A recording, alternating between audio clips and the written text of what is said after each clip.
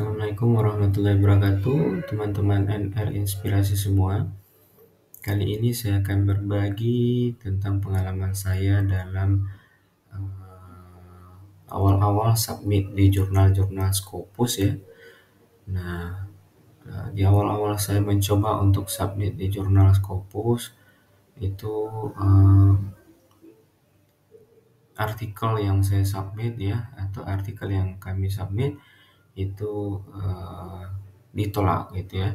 Salah satu contohnya seperti ini, pernah submit di jurnal of Turkish Science Education. Ini sudah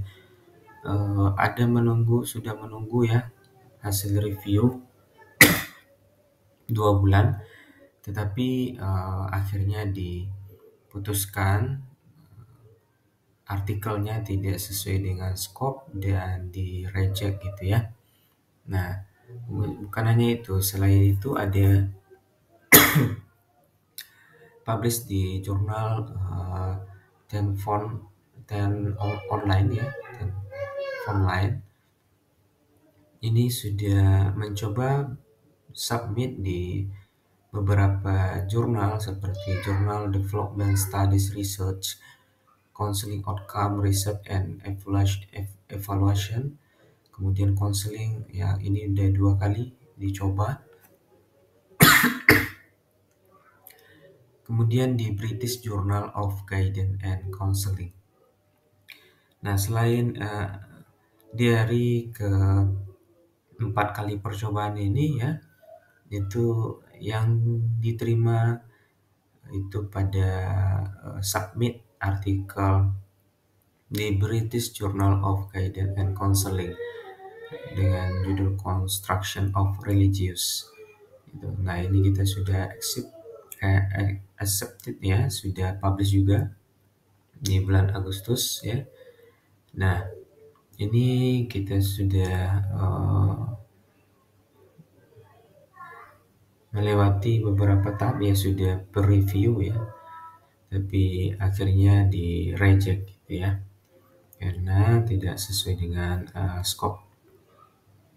Nah, ini juga kita sudah editor sudah dedication pending gitu ya. Dedication pending ini ada permintaan perbaikan, kita perbaiki, kita kirim kembali, tapi di reject gitu ya.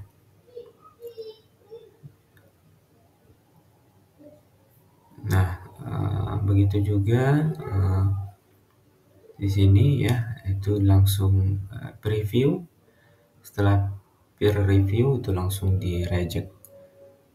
Nah, jadi memang perlu tulisan yang sesuai dengan scope ya, mencari jurnal yang sesuai dengan scope, dan tulisan juga harus memiliki novelty yang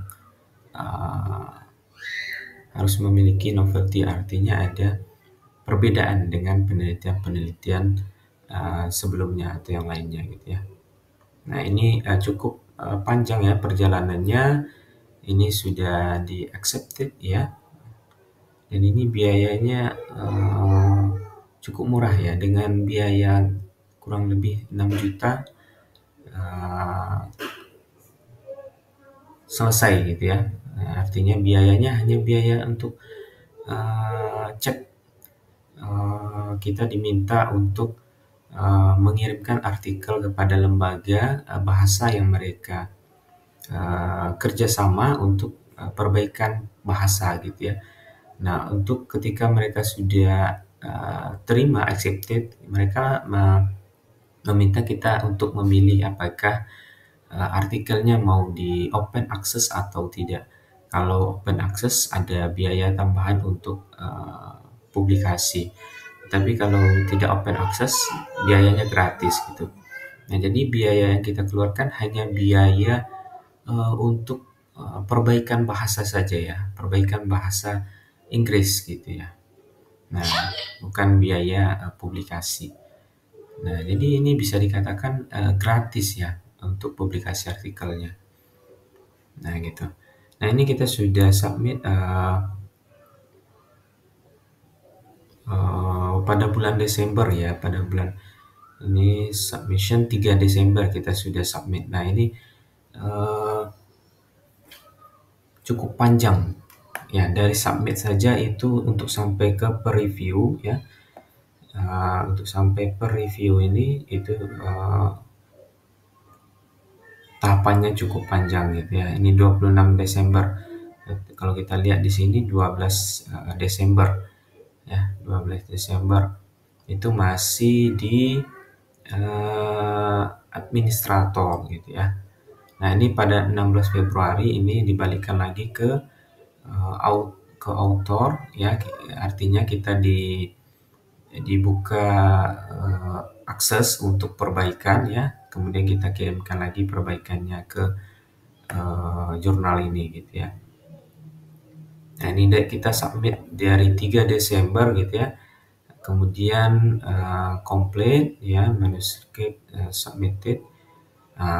Pada 3 Desember artikel tiba di administrator, kemudian dikembalikan lagi kepada kita ya, untuk ada yang diperbaiki, diminta untuk perbaikan, kemudian kita submit kembali. Kita submit kembali tanggal 12 Desember. Nah, kembali lagi administrator gitu ya. Nah, baru setelah perbaikan itu maka dikirimkan ke peer review.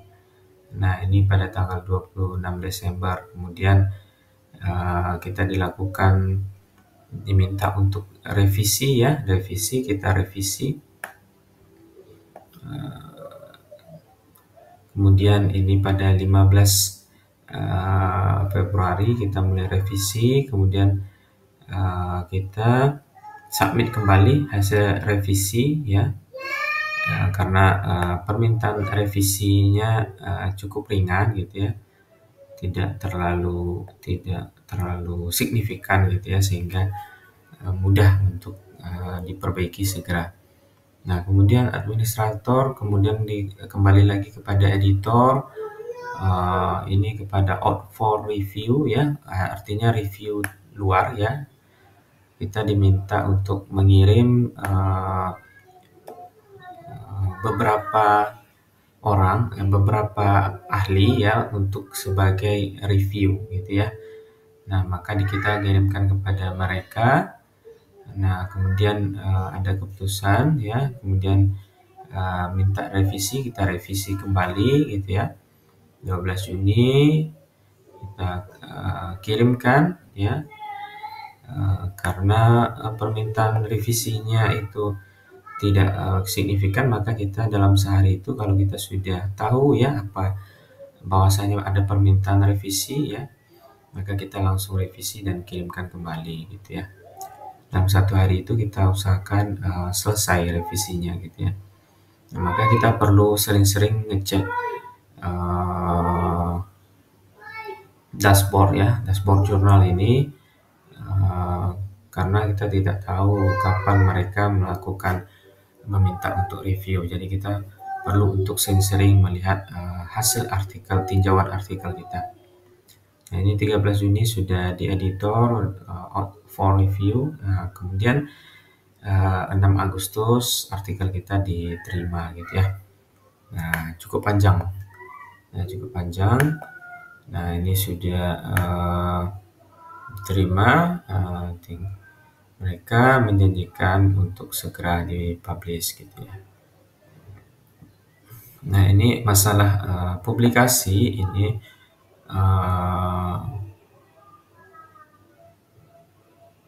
komunikasinya lebih ke email ya, lebih banyak ke email gitu ya.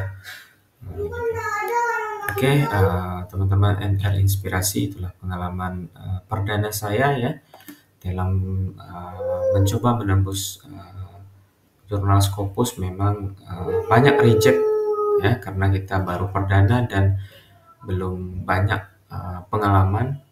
Jadi kebanyakan artikel yang kita submit memang banyak yang di reject, tapi alhamdulillah kita bisa sampai juga dan memiliki pengalaman yang berarti dalam publish di jurnal Scopus. Dan yang terpenting adalah kita jangan berpikiran bahwasanya submit di jurnal Scopus itu harus memiliki biaya yang banyak, tidak selalu demikian gitu ya. Contohnya ini saya pengalaman perdana juga yang kemudian diterima itu kurang lebih hanya menghabiskan biaya 6 juta gitu, dan itu hanya untuk perbaikan atau cek bahasa gitu ya. Nah, itu. Ya, untuk biaya publikasi gratis gitu ya. Karena kalau kita memilih open access baru mereka meminta biaya tambahan gitu. Oke teman-teman, demikian. Semoga ini bermanfaat. Demikian. Assalamualaikum warahmatullahi wabarakatuh.